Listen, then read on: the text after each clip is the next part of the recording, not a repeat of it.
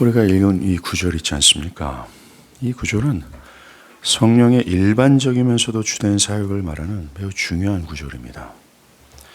성령의 주된 사역은 바로 예수가 그리스도이심을 증거하고 나아가 그를 영화롭게 하는 그것입니다.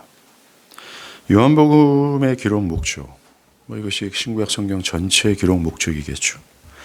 너희로 예수께서 하나님의 아들 그리스도이심을 믿게 하려 함이요 또 너희로 믿어 그 이름을 힘입어 생명을 얻게 하려 함이니라 라는 이 말씀을 각각의 영혼들에게 적용케 하시는 사역이 바로 성령의 보편적이요 주된 사역이라는 것입니다.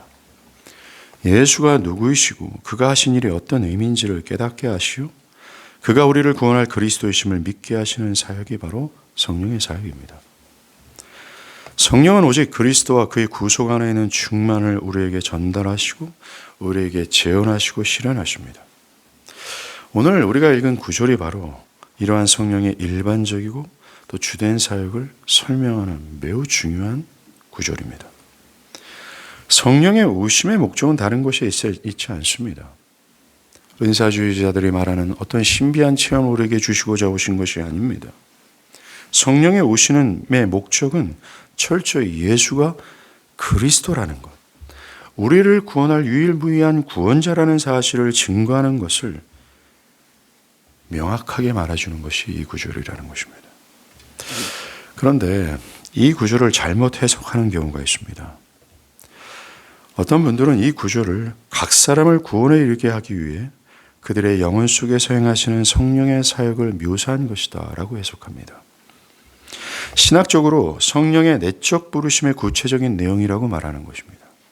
즉 성령께서 죄인을 구원하실 때 그들의 본래의 죄된 상태를 들추어내어 그들이 죽어마땅한 죄인임을 깨닫게 하시는 사역으로 이 구절을 해석한다는 것입니다. 즉 죄를 자각케 하는 사역이다라는 것이죠. 죄를 자각한다는 것은 단순히 내가 죄인입니다 라고 동의하는 것이 아닙니다.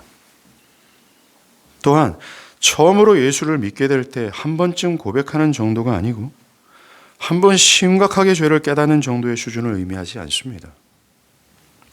성령으로 자신이 죄인임을 자각한다라는 것은 하나님 앞에서 자신의 본래의 상태, 하나님과 원수된 자로서 하나님의 영원한 형벌 앞에 놓인 자로서 자신을 보는 것입니다. 그 죄인이 바로 나 자신임을 깨닫는 자신의 진실의 상태, 자신의 본래의 상태를 알게 되는 역사입니다. 나아가 자신이 구원자가 필요한 죄인임을 알고 두려움과 슬픔 속에서 하루빨리 이 죄와 형벌에서 벗어나기를 죽을 힘을 다해 간구하고 자신의 영적인 죽음의 상태에 있음을 알아 하루빨리 생명을 얻고자 하는 갈망으로 나아가게 하는 것을 의미합니다. 여러분들 이것을 요한복음 8장에서 가나바다 현장에 잡힌 이 여자를 통해서 우리는 알 수 있어요. 요한복음 8장에 보면 가나바다가 현장에 잡힌 여자가 나옵니다. 동의트자 율법을 대표하는 서기관과 바리새인이 여자를 붙잡습니다. 그리고 여인을 예수님이 설교하는 많은 사람들이 군중들이 있는 그 군중으로 끌고 가서 내동댕이 치며 말합니다. 이 여자가 가나바다 현장에 잡혔소라고요. 수많은 사람에게 이 여인의 죄가 폭로되었습니다. 만천하의 죄가 드러난 이 여자의 감정은 어땠을까요? 그 여인은 부끄러울 것이 분명합니다. 이어서 내가 왜 그랬을까? 깊은 후회에 사로잡힐 것이 분명합니다. 무엇보다 이 여인이 느끼는 감정은 두려움이었습니다. 이 여인은 유대인으로서 율법상 가나바다 현장에 잡힌 자는 돌 맞아 죽는다라는 이 율법에 무시무시한 처벌이 있음을 알고 있었기 때문입니다. 그녀는 이제 자신의 이 끔찍스러운 고통이 수반되는 죽음을 맞이할 것이라는 사실로 두려움에 사로잡혔습니다. 이것이 죄의 자각입니다. 이와 같이 죄의 자각은 성령이 그의 죄를 폭로하시는 것으로 시작을 합니다. 감추고 싶고 은닉하고 싶은 그 누구에게도 드러나지 못하는 이 모든 죄악과 이 개인도 차마 알지도 못하고 깨닫지 못하는 하나님 앞에서의 나의 진실된 상태를 성령의 비상한 조명하심으로 들추시는 겁니다. 하나님 앞에서의 자신의 본래 죄악된 상태를 드러나게 하시는 겁니다. 그전에는 자신이 죄로 부패해서 죄악의 구더기가 온몸에 우글거리고 죄악의 질병으로 인해 피고름이 흘러내리고 있는 줄도 모른 채 자신의 실존이 어느 정도 괜찮은 인간이라고 자신을 판단했습니다. 자신이 참되게 하나님을 알지도 못하고 있고 그분의 뜻을 자기를 부인하고 따르지 않고 있는데 자신이 매주일 교회를 간다는 이유 등으로 자신을 참된 신자로 여기고 있었습니다. 자신이 마음과 뜻과 정성을 다해 하나님을 사랑하고 있지 않고 있음에도 불구하고 자신을 정상적인 신자로 여기고 있었습니다. 신앙의 옷이라는 것, 종교적인 의의 옷, 도덕적인 의의 옷을 입고 있어서 자신의 진실을 보지 못하고 걸쳐있는 이 위선적인 옷을 바라보면서 자신을 판단하고 있었습니다. 심지어 이 종교적인 의의로 교만해져 있고 나름대로 자신의 신앙에 대해 자부심을 갖고 있을 정도였습니다. 이것이 죄를 자각하지 못하는 대부분의 종교인들의 모습입니다. 즉 자신의 문제가 얼마나 심각하고 위급한 상태인지를 모르고 있다는 겁니다. 내가 하나님 앞에서 원수라는 사실, 내 자신이 실제로는 하나님의 무시무시한 영원한 형벌 앞에 직면해 있고 내 위에는 하나님의 진노가 머물러 있어서 내 실존은 하나님 앞에서 죽음의 상태인지를 전혀 모르고 이 어마어마하고 위급한 이 문제를 전혀 모르고 있다는 겁니다. 자신이 부끄러운 줄도 모르고 자신의 신앙에 대해서 자부심을 느끼고 있고 자신이 얼마나 위급한 상태인지를 모르고 자신은 정상적인 상태에 있다고 생각을 하는 것입니다. 그런데 성령이 마치 이 율법학자들이 가늠하다 현장에 잡힌 여인의 죄를 발견하는 것처럼 당신의 그 거룩하신 말씀으로 이 무지하고 위선적인 죄인들의 죄의 위선적인 옷을 벗겨버리시고 그들의 진실을 폭로하시는 것입니다. 그가 얼마나 흉측한 죄인이며 부끄럽게 짝이 없는 죄인지를 드러내시는 겁니다. 그 자신이 스스로를 하나님으로 여기며 자신의 마음과 육체의 욕심에 따라 살아갔던 자임을, 하나님을 멸시하고 하나님의 말씀에 순종하지 않기를 바라고 오직 자기를 주장하며 살았던 자임을 여실히 폭로하시는 겁니다. 그것도 모른 채 자신을 과시하고 우쭐대었던 그 자신의 모습을 부끄럽게 생각하도록 만드시는 겁니다. 이 부끄러움을 넘어 죽어마땅한 죄인임을 깨닫고 자신의 영원한 형벌에 징변해 있다는 것, 하나님의 진노가 금방이라도 자신에게 쏟아져 내릴 것이라는 사실을 깨닫고 그는 두려워 떨기 시작합니다. 마치 가늠하다 현장에 잡힌 여인이 내가 이제 돌 맞아 죽는구나라는 두려움에 사로잡히는 것처럼 하나님 앞에서 나의 진실, 나의 참된 현실을 성령을 통해서 들춤을 당한 사람들은 내가 하나님 앞에서 죽어마땅한 죄인이라는 사실로 인해 자신을 기다리고 있는 형벌 앞에 바들바들 떨기 시작하는 거예요. 문제는 죄와 형벌 앞에 선 자, 이 자는 자신의 힘과 지혜와 노력으로 자신 스스로를 구원해낼 수 없다는 사실을 깨닫고 깊은 절망에 사로잡힙니다. 여러분들, 이런 성령의 내적 부르심, 성령이 죄를 자각하시는 이 사역은 멀쩡했던 우리를 죄인으로 만들어서 부끄럽게 하시는 것이 아닙니다. 아무렇지도 않고 정상적인 나의 상태를 마치 깊은 골짜기로 끌어내려가지고 나를 부끄럽게 하시는 것이 아닙니다. 이것은 본래의 나의 상태, 나의 진실을 알게 하시는 것입니다. 그리고 성령의 사역 의뢰에 마땅히 슬픔과 절망과 두려움의 감정이 뒤따르게 되는 것입니다. 이러한 성령께서 죄를 자각해 하심으로 인해 지금까지 나의 신앙과 나의 삶의 태도를 자부했던 그가, 자기의 의를 주장했던 그가 나의 모든 것이 다 틀렸다라는 사실을 깨닫고 그동안 모든 것이 틀렸음에도 불구하고 잘난 척하고 기고만장하며 우쭐거리고 과시했던 나 자신을 부끄럽게 여기기 시작하는 겁니다. 자신을 부끄럽게 여기며 자신의 전 존재를 부인하게 되는 거죠. 자랑할 수 없게 됩니다. 자기를 주장할 수 없게 됩니다. 자신의 의의를 내세울 수 없게 됩니다. 자기를 부인하고자 노력해서 자기를 부인하는 것이 아니라 부인할 수밖에 없어 부인하게 되는 거죠. 정상적인 시인자가 되는 겁니다. 정말로 에레미야 1장 10절에서 뽑고 파괴하며 파멸하고 넘어뜨리며 건설하고 심게 하는 이 주님의 말씀의 주요한 어떤 작용들이 성령을 통해 그 영혼 안에 실현되는 거예요. 내 마음의 의를 뽑고 죄를 사랑하고자 하는 이 강렬한 추구를 산산히 무너뜨리시고 내가 하나님이라고 하는 기고만장한 교만들을 무너뜨리시는 거예요. 사랑하는 여러분, 뽑고 무너뜨리고 부서지지 않으면 새로 심고 건설되지 않는다는 걸 여러분들 기억하십시오. 그 거룩하신 하나님이 내 영혼 가운데 새롭게 심겨져서 내가 정상적인 거룩한 자로 자라나기 위해서 필요한 전제가 뭔지 아십니까? 뽑고 무너지고 부서지는 거예요.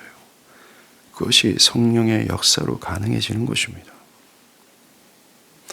이것은 성령께서만 알게 하시는 고귀한 역사며 중요한 사실은 이러한 성령의 내적 부르심은 죄를 자각케 하시는 이 사역은 구원을 얻기 위해서는 필연적인 역사라는 것입니다. 이 성령의 내적 부르심은 한 사람의 죄인이 그리스도인이 되기 위해서는 기필코 받아야 될 부르심이라는 겁니다. 여러분 보십시오. 사도행전 2장에서 성령에 사로잡힌 베드로가 설교를 합니다. 그리고 설교를 들은 사람들이 뭐라고 얘기해요? 마음에 찔려 베드로와 다른 사도들에게 물어 이르되 형제들아 어찌하여 할꼬 우리가 어떻게 해야 됩니까? 라고 호소한 것과 같습니다. 이들은 자신들이 죄인임을 베드로의 설교를 통해 깨닫게 되었고 자신에게는 구원이 절실함을 알게 되었습니다. 자신들이 지금 매우 위험하고 위급한 상황에 있다는 것을 알게 되었습니다. 그래서 그들은 우리가 이 위험하고 시급한 상황에서 어떻게 해야 되는지를 물었습니다. 이 위험하고 시급한 상황에서 내가 무엇을 해야 되며 여기서 어떻게 하면 구원을 받을 수 있는지 무언가가 필요한 것인지를 직감했습니다. 그들은 베드로의 설교가 자신들을 위한 설교임을 깨달았습니다. 그들은 기독교의 복음을 그저 귀로만 들은 것이 아닙니다. 어떤 정보로만 들은 것이 아닙니다. 이들은 기독교의 복음을 자신을 살리는 생명이라고 들었습니다.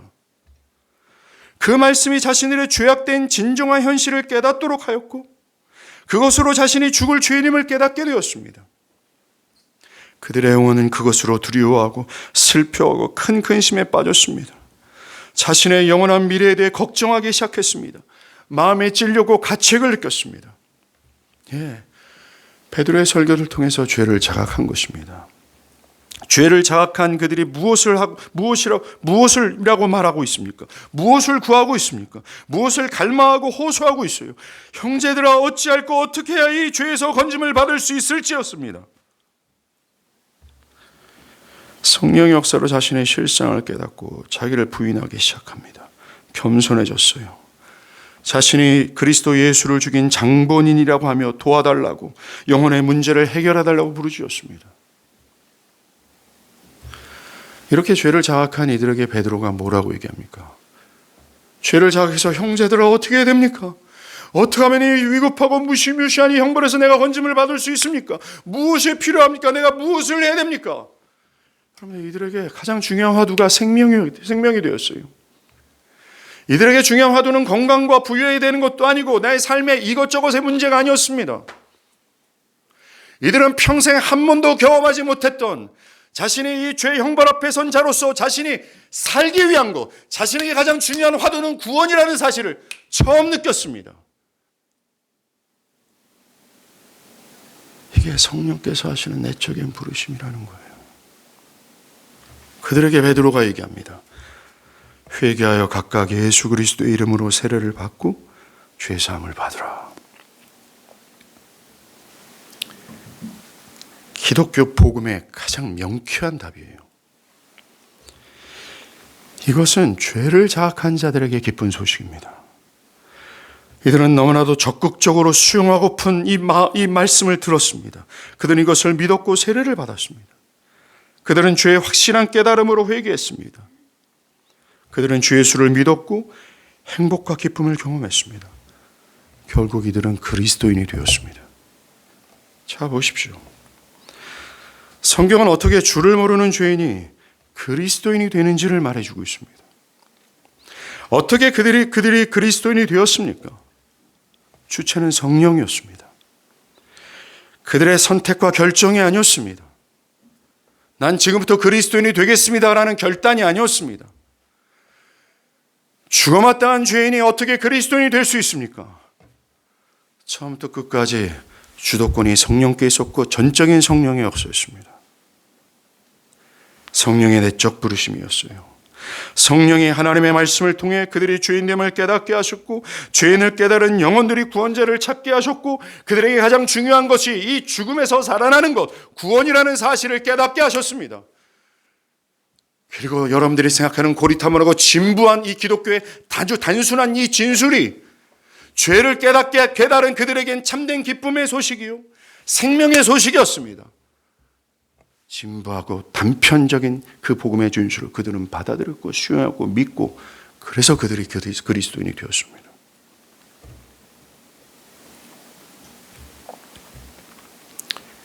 사랑하는 여러분,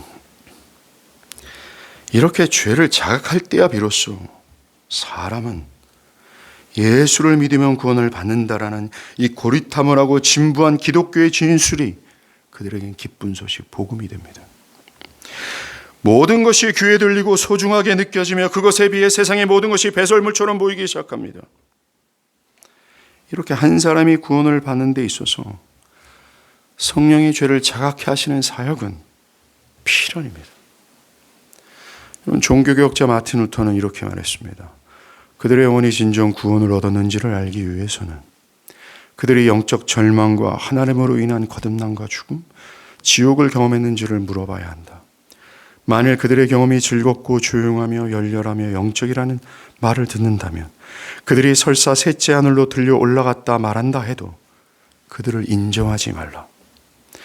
크리스찬의 유일한 시금석이자 확실한 영분별인 인자의 표적이 보이지 않기 때문이다 라고 말하며 죄의 자각이 있는가 그렇지 않는가를 그들의 구원의 진위 여부를 판단하는 시금석이라고 말했어요.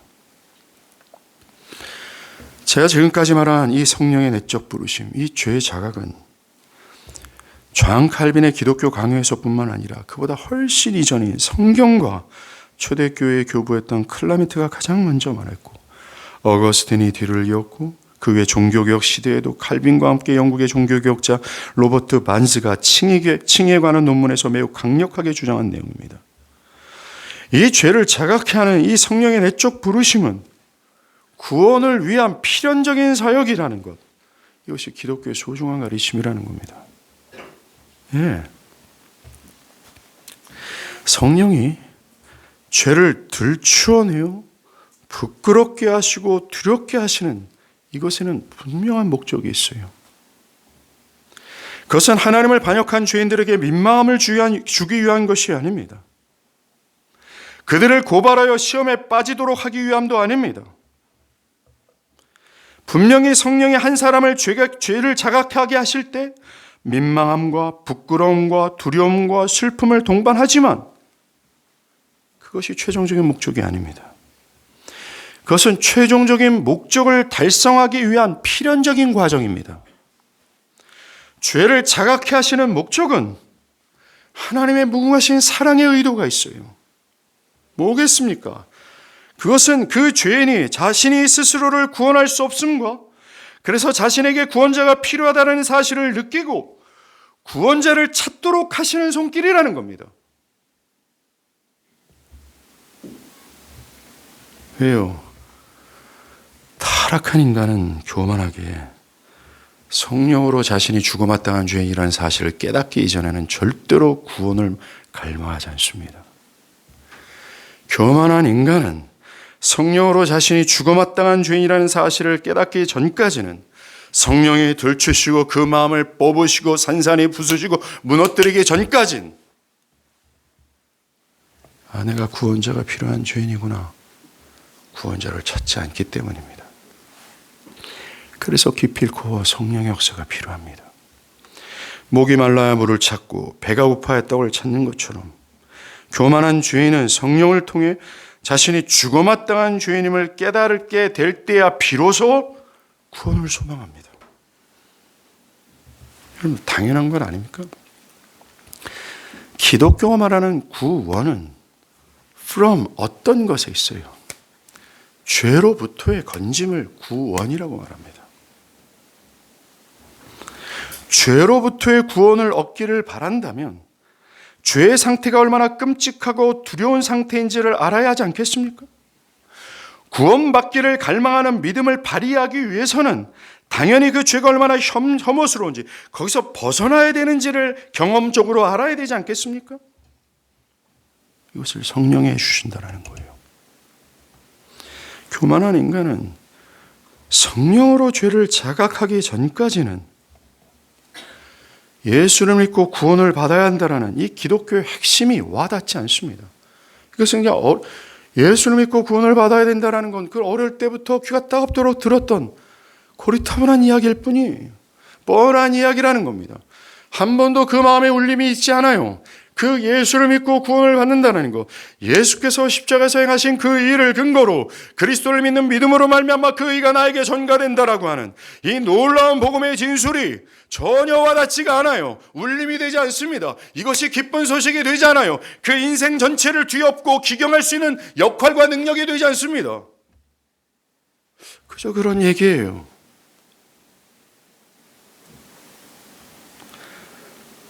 죄를 자각하지 않고 예수를 믿고 구원을 받는다라는 성경 전체의 이 핵심적인 진술이 와닿지 않고 있는 이 사람들, 그냥 교회를 다닐 뿐입니다. 죄를 자각하는 은혜가 없는 사람들은 제가 확신 있게 말씀드립니다. 인생에서 구원이 자신에게 중요한 화두가 된 적이 없었습니다. 여러분에게 묻겠습니다. 이 신구약 전체의 계시의 핵심은 그리스도만 우리를 살리신다라는 것입니다. 하나님은 태초전에 이것을 계획하셨고 하나님께 아들을 우리 이 땅 가운데 우리를 위해서 내어주셨고 내어준 당한 그 그리스도, 하나님의 아들이신 예수 그리스도는 십자가에서 자신의 모든 것을 다 소진하며 우리의 죄값을 지불하셨습니다. 그리고 성령께서는 이 강팍한 우리를 성령으로 거듭나게 하셔서 이 구원을 취하게 하셨어요. 이 구원이 얼마나 큰 가치입니까? 삼위 하나님이 태초전부터 지금까지 행하신 결과의 결정체가 이 구원입니다. 그런데 교회를 다니는 사람들 중에 너무나 많은 사람들이 이 구원을 갈망해 본 적이 없어요. 내 마음의 상한 마음을 치료해달라는 것을 강절히 사모한 적은 있습니다. 내 자식 새끼의 문제 때문에 밤을 지새워서 갈망해 본 적은 있습니다. 은사주의자들처럼 방언을 받기 위해서 바들바들 열광적으로 기도에 던져본 적은 있습니다. 그런데 신구약 성경의 전체의 결정체며 그 아들 되신 하나님께서 십자가에서 너덜너덜 걸리시면서까지 우리에게 주시고자 하는 가장 핵심이며 아들을 내어주시면서까지 우리를 사랑하시는 그 사랑의 결정체인 구원을 사모해 본 적이 별로 없다라는 겁니다. 교회를 다니면 저절로 구원이 얻어지는 것처럼 느끼며 내가 알게 모르게 구원이 어느샌가 내 안에 들어왔다고 사람들은 생각합니다. 아니면 구원파가 얘기하는 것처럼 내가 예수를 믿습니다라고 하는 동시에 내가 구원이 들어왔다고 여기는 이단적 사고를 갖고 있는 사람들이 즐비합니다. 여러분은 어떻습니까? 구원파식 이단적 교리 가운데 여러분들이 있습니까? 아니면 성경과 이 역사적 진리, 역사적 교회들이 말하는 이 진리 앞에서 성령이 나를 죄인됨을 깨닫게 하셔서 구원에 배고파하고 구원이 필요한 죄인임을 알아 구원을 호소해 본 적이 있습니까? 이런 성령의 내적 부르심이 있는 적이 있습니까? 심지어 이 중요한 교리와 이 중요한 하나님의 말씀 앞에서도 귀를 닫고 나는 알게 모르겠다. 그런 복잡한 얘기는 필요 없다. 나는 그냥 교회를 다녀버리겠다. 라고만 하십니까? 철저히 죽어 있음을 깨달으십시오.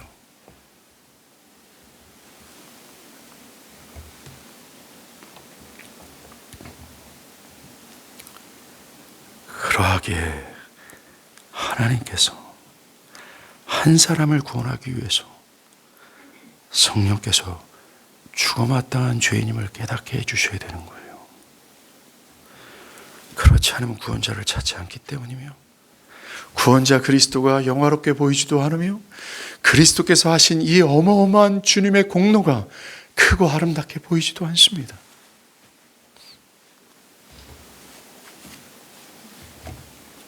그냥 습관적으로 교회를 다닐 뿐이에요.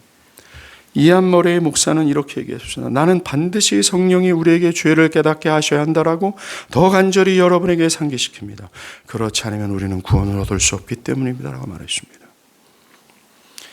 이 성령의 사역, 이 내적 부르심은 여러분들이 인정하든 인정하지 않든 성경과 교회 역사에서 말하는 진리입니다.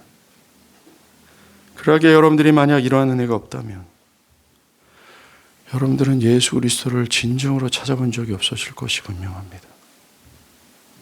그리고 아무리 예수를 믿는다 해도 그 믿음이 참된 것이 아닐 가능성이 너무 농후합니다.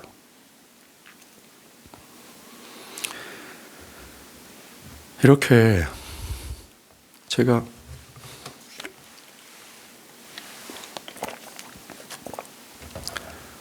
오늘 본문이 말하는 의미는 지금까지 말한 성령이 죄를 깨닫게 하시는 사역은 아닙니다. 그럼에도 불구하고 제가 이 귀한 시간을 할애해서 이것을 간단하게 설명한 이유는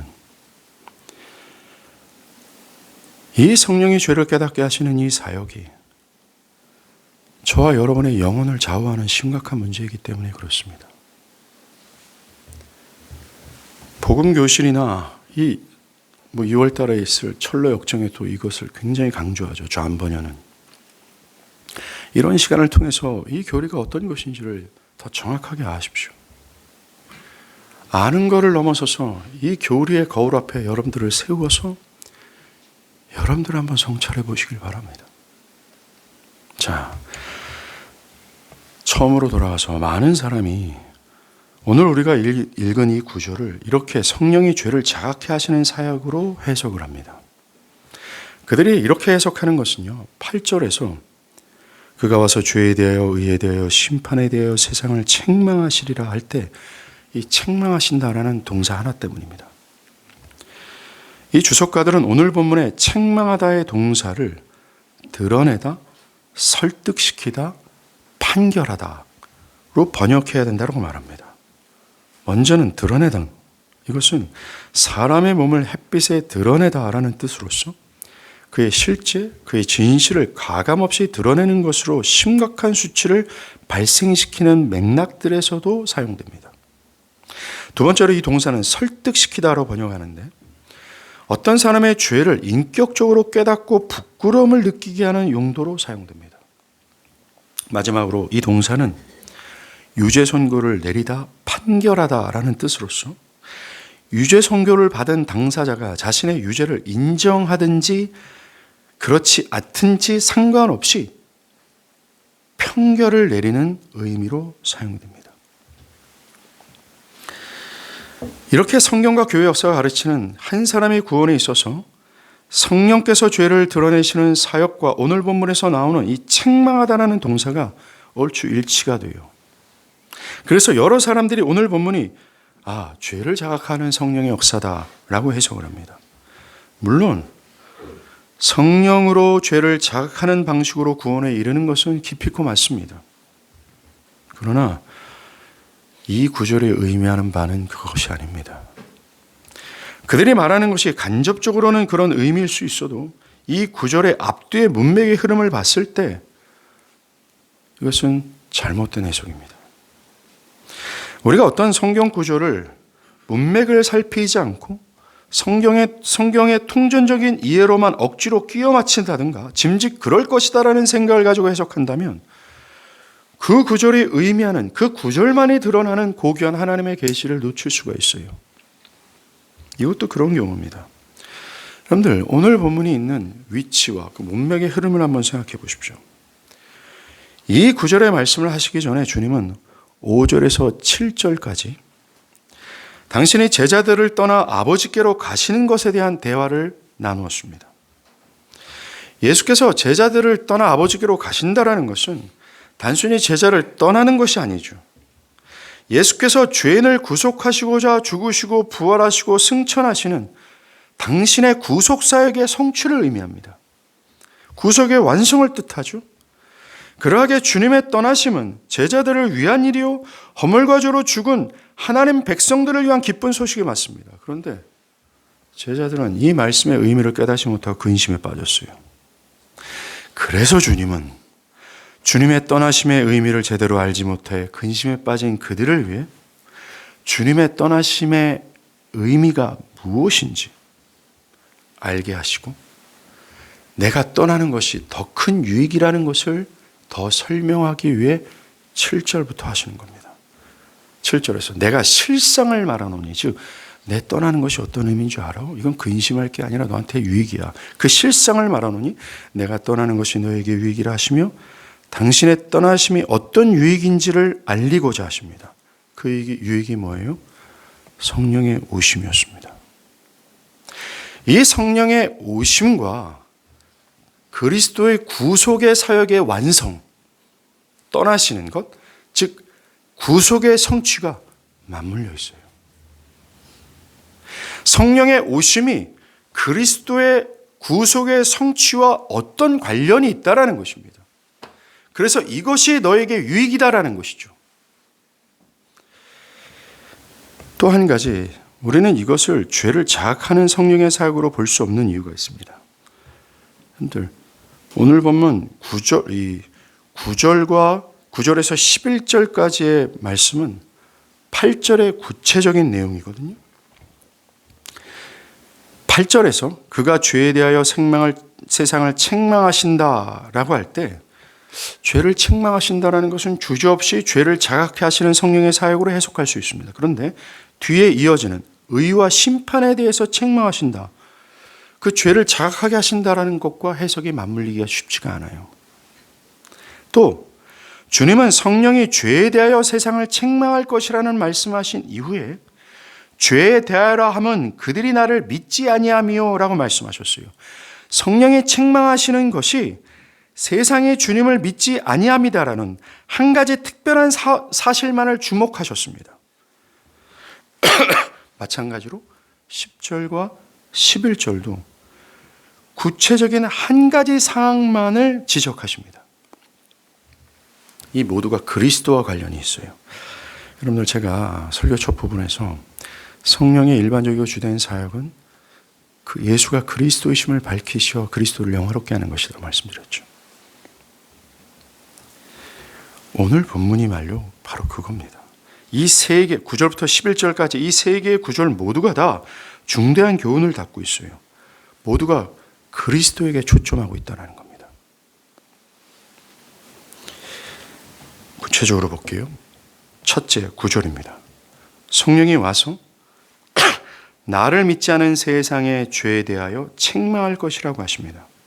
즉 판결하신다라는 거죠.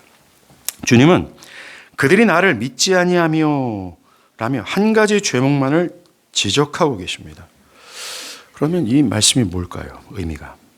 그것은 오순절날 성령이 교회에 오신 것과 그에 따른 표적들, 방언과 기사들 모든 것 자체가 세상에 나사란 예수를 거부하고 십자가에 못 박아 버린 것이 완전히 잘못된 일이었음을 판결을 내리는 것이다 라는 뜻입니다. 그리고 주님은 이미 아버지의 약속하신 보혜사 성령을 보내실 거라고 말씀하셨습니다. 이 성령의 오심은 유대인들에게는 익숙한 예언의 말씀이에요. 이들은 고대에 왔습니다. 그들은 요엘과 다른 사람의 예언들을 알고 있었어요. 메시아가 그 약속하신 성령을 보내실 분이라고 말이죠. 즉 메시아가 그분의 사역을 완수한 이후에 오실 성령을 그들은 고대했습니다. 구약의 예언대로 나사렛 예수가 그들 앞에 나타났습니다. 그 예수는 자신이 메시아라고 주장했고 자신이 그리스도인심을 증명하는 충분한 이적과 기사를 베푸셨습니다. 그런데 그들은 그 예수 그리스도의 주장을 부인했습니다. 그들은 예수가 그리스도이심을 믿지 않으려 했고 마침내 거부하고 십자가에 죽였습니다. 그런데 구약의 예언대로 성령이 교회에 오셨어요. 아버지의 약속한 것이 오셨습니다. 이것이 무엇을 의미합니까? 방금 전까지 메시아가 있었다라는 증거이며 그 메시아가 구속의 사역을 완성하셨다라는 뜻입니다. 방금 전 그들이 죽인 예수가 메시아 그리스도라는 주장이 사실이었다라는 거예요. 그의 죽음이 죄인들을 대속하기 위한 죽음이고 그분의 사역이 완수되었다라는 뜻입니다. 예수께서 구속의 사역을 완수하신 이후에야 오시는 성령이시기에 성령이 오신다라는 것은 이미 그리스도의 사역이 완수했다라는 뜻입니다. 그래서 성령의 오심은 예수가 메시아이심을 증명하는 것이며 따라서 예수를 거부한 그들의 죄가 드러난 것입니다. 즉 세상이 예수를 알아보지 못하고 거부하고 못 박은 것이 죄라고 판결하고 선고하는 것이죠.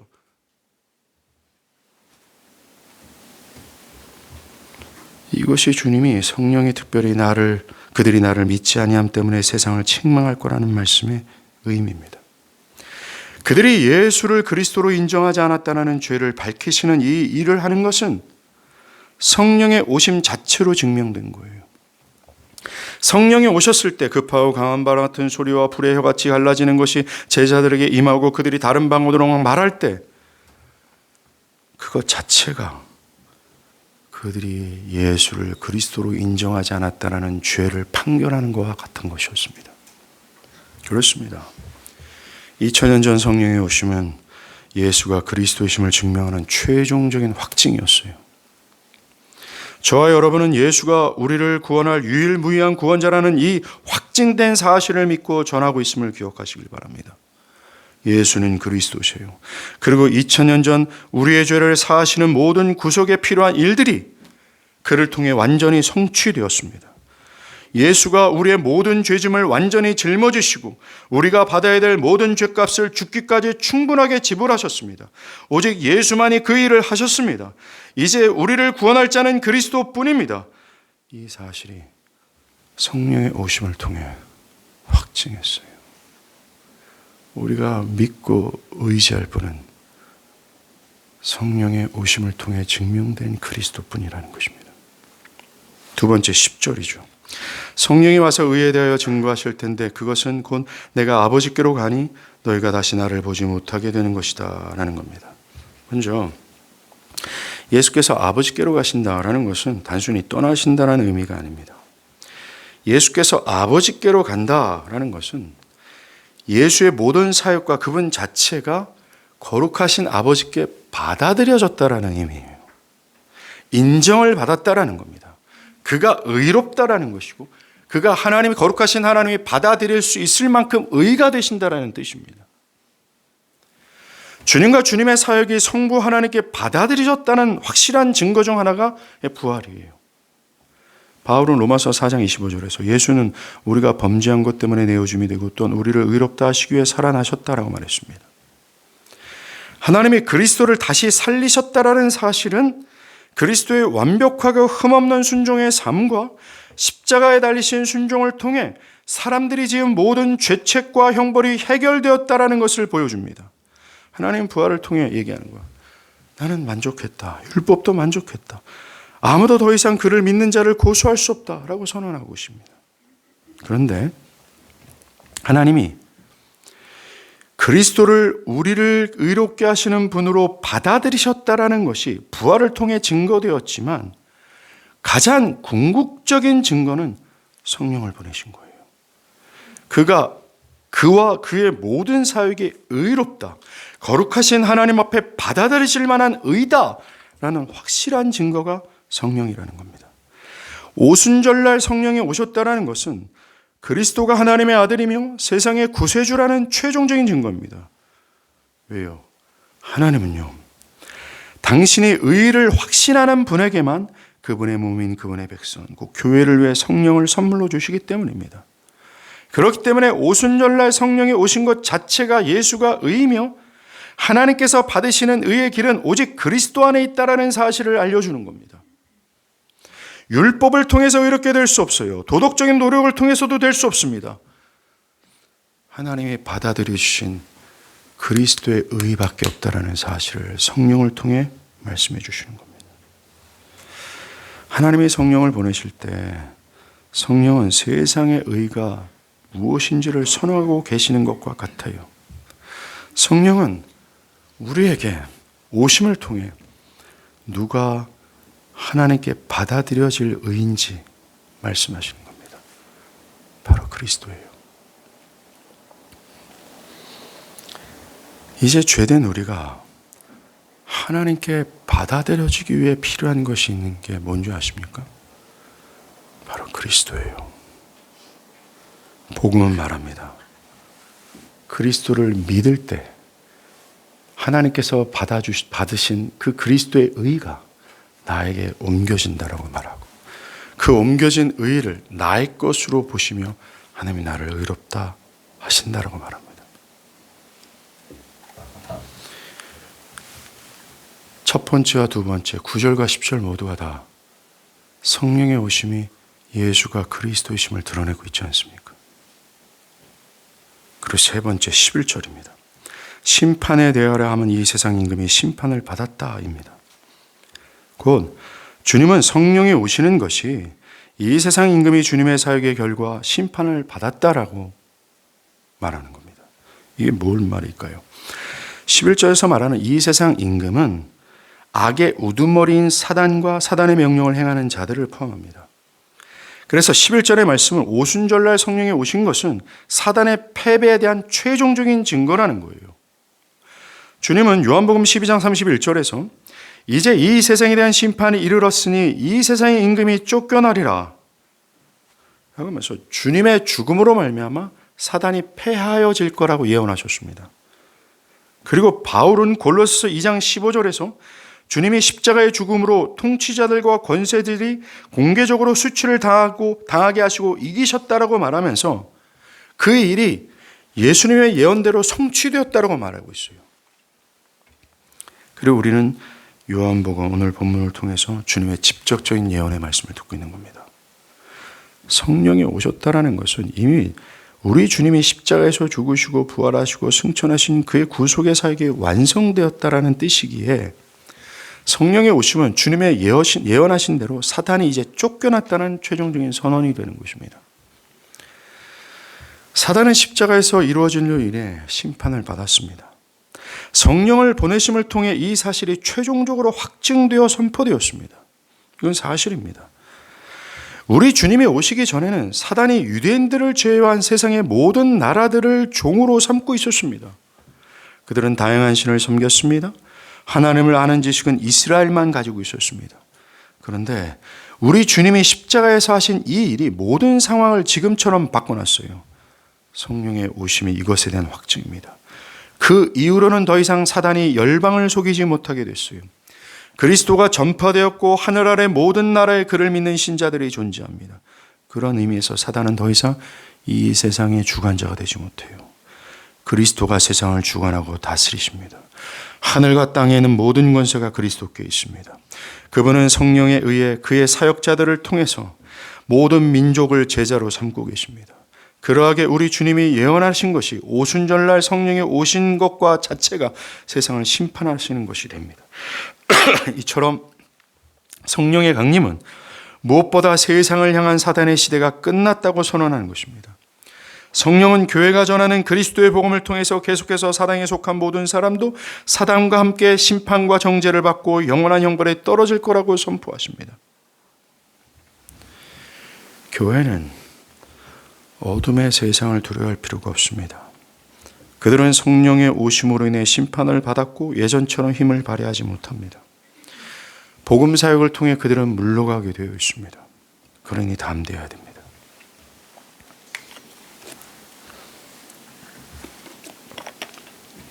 이처럼 이 세계 구절 모두는 예수가 그리스도이심을 밝히고 있어요. 그리스도는 내 뒤에 오실 성령의 가장 보편적이고 가장 주된 사역이 무엇인지를 처음으로 소개하면서 성령에 관한 말씀을 진행하기 시작하십니다. 우리가 성령을 경험했다라는 말은 다른 게 아닙니다. 예수가 그리스도이심을 확신한다라는 얘기입니다. 성령께서 내가 죄인됨을 깨달을 뿐만 아니라 예수의 실제, 예수의 실존을 보게 하고 그분의 영광이 얼마나 아름답고 위대하며 그분의 공로가 얼마나 나에게 밀접한 관련이 있는지를 절절하게 보게 하시고 깨닫게 하셔서 저분이구나 라고 알게 하시는 것이 성령의 사역입니다. 마치 눈먼 바디메오가 예수에 대한 소문을 귀로 듣고 지금 자신의 마을에 예수가 왔다는 사실을 듣기는 했지만 어딘지는 모르지만 그 예수가 나의 귀를 열게 하신다, 나의 눈을 뜨게 하신다, 나를 이 죽음 가운데 살게 하신다, 이 감옥에서 나를 자유케 하신다라는 그 확신 속에서 예수를 부르짖고 간절히 찾게 하는 것처럼 성령의 사역은 바로 그거예요. 예수가 누구신지, 예수가 어떤 일을 하셨는지, 그분의 존재와 그분의 모든 공로가 얼마나 가치 있고 영광스럽고 아름다우신지를 보게 하셔서 바디메오처럼 그 예수를 붙들게 하시는 거예요. 그게 나는 성령을 경험했습니다. 나는 성령을 통해서 이 놀라운 변화를 경험했습니다. 라고 말하는 거예요. 이것이 보편적이고 주된 사역이라 할 때 보편적인 단어에 속지 마십시오. 일반적이라서 흔해 빠진 사역이라고 얘기하는 것이 아닙니다. 성령께서 지금도 애써 과거와 현재와 앞으로도 교회에서 애써서 그 모든 자신의 힘을 기울여서 하는 그 사역이 바로 이거라는 겁니다. 예수가 그리스도의 힘을 드러내는 겁니다. 예수가 얼마나 존귀하고 그분의 그 공로가 얼마나 아름다운지를 드러내시는 거예요. 마땅히 성령은 하나님의 말씀을 통해서 이것을 지금도 보이십니다. 교회를 10년이고 20년이고 다녔다면 성령을 통해서 이 예수가 그리스도의 힘을 드러내는 성령의 사역을 맛보는 것이 마땅하며 그것을 통해서 변화되는 것이 수순입니다. 사랑하는 여러분, 어떻게 그리스도인이 되는 줄 아십니까? 오직 성령입니다. 사람의 말과 지혜로 안 돼요.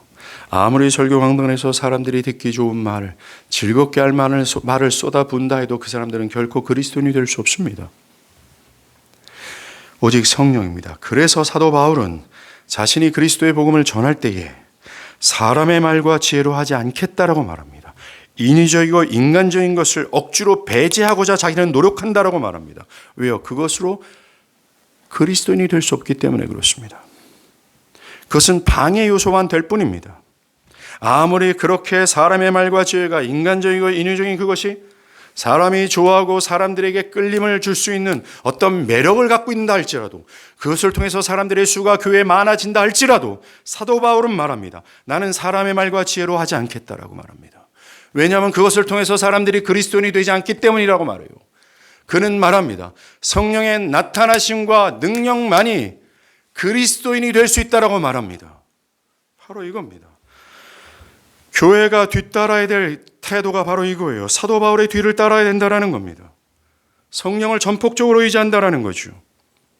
성령은 어떤 종류의 사람이든 관계없이 그가 이방인이든 유대인이든 태생적으로 어떤 상태에 있든 그가 얼마나 강팍하고 고집스러운 상태에 있든지 전혀 개의치 않습니다. 그분은 천지를 창조하신 하나님이시고 능력의 하나님이십니다. 그가 하신다면 저항할 것이 없고 그가 하신다면 그 어떤 것도 가로막을 수 없어요. 그분은 하나님이세요. 만약에 성령께서 그 영혼을 그리스도인으로 만드신다고 하신다면 어떠한 조건도 상관없고 그를 부르셔서 그를 변화시켜 그를 그리스도인으로 만드십니다.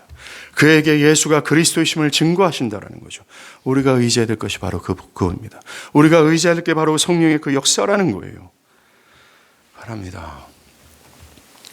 오늘 크게 두 가지를 우리가 들었습니다. 아마 이 앞에 있는 교훈은 아마 요한복음 16장, 17장 진행하면서 더 배울 수 있겠지만 먼저는 이런 성령의 내적 부르심이 여러분 가운데 있는지를 돌아보십시오. 목사님, 나는 10년 다녔는데 신앙에 불꽃이 없어요. 그냥 형식적입니다. 말씀에 그런 별다른 감동도 없고 변화도 없습니다.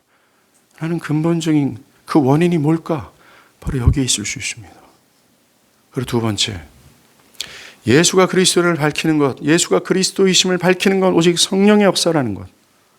내가 무엇에 힘을 의지해야 되는지, 또는 우리 교회가 무엇을 의존해야 되는지 이걸 통해서 깨닫길 바랍니다. 기도하시겠습니다.